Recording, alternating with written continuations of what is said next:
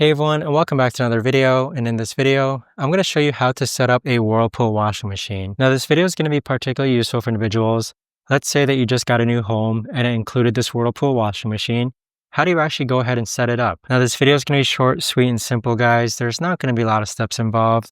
But the first thing that you want to do is that you want to go ahead and load your clothes into the top loader. Next, you want to grab your fabric softener and laundry detergent and pull this drawer open. And then this is where you're going to load your fabric softener. This is where you're going to load your laundry detergent.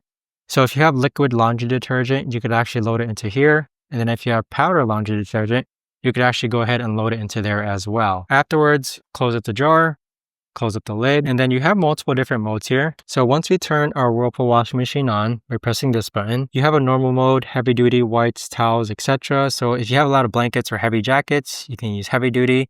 If you have a lot of whites, you can use whites. If you have a lot of towels, you can use towels, and etc. Let's say you're low on time, you can use a quick wash as well.